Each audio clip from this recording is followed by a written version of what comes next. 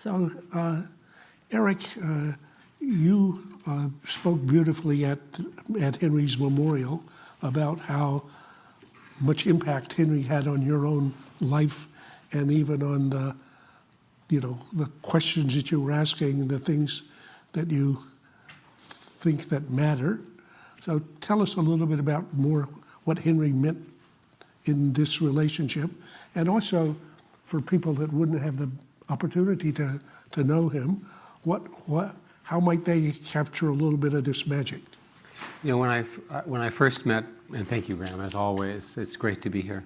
I met Henry when he was in his early 80s, and normally men in their early 80s become a little off.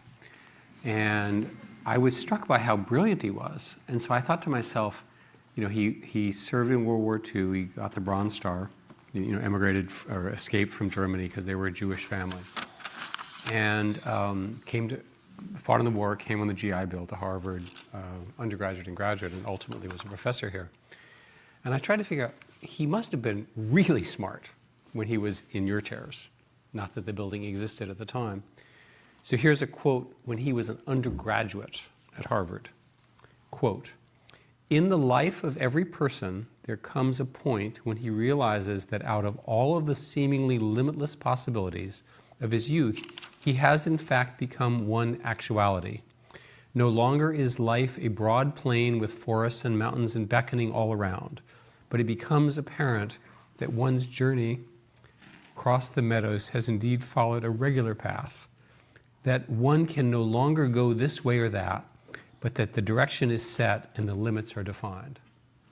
That's what he wrote when he was your age. When he was an undergraduate here, he holds the record for the longest undergraduate thesis in the college. After he submitted his undergraduate thesis on Kant and the meaning of the world, they instituted a new rule which still applies to you, that your thesis can be no more than 350 pages.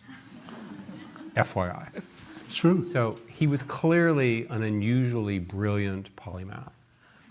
And my own explanation for Henry, aside from, I really cared deeply about him, was that watching his family, and in particular his father, and we talked a lot about this, see the destruction of the world around him in Germany as the Nazis took over, and when they fled, and he saw the damage to his father and his father's identity and so forth, Henry, after the war, decided that he would do everything he could to avoid a future war. Now, you can quibble with or argue very much with the things he did, but you cannot argue that his goal was not what I just said. The data supports it, the historians all agree.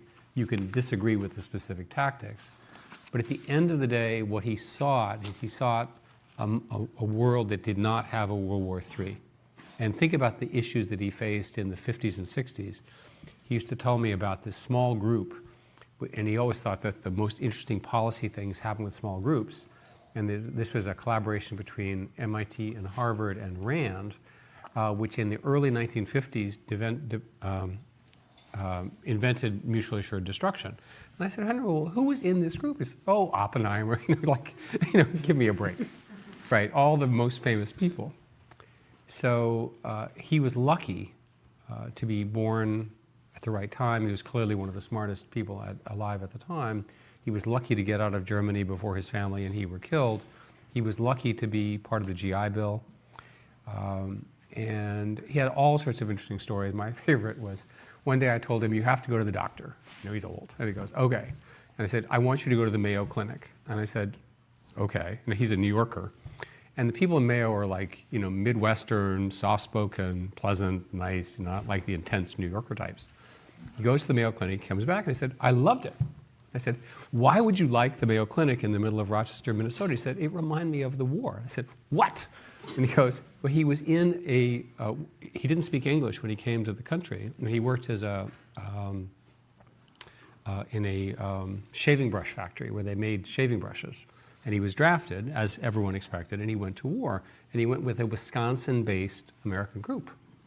So he indexed his identity, couldn't hardly speak English, and nobody could understand his English anyway. he indexed to that group. So he had all these sort of touching little stories. I have lots of stories like that about how he became an American, and of course became an American citizen. And you know the rest of the history. Well, I would say a fantastic person. I had the good fortune to enroll in a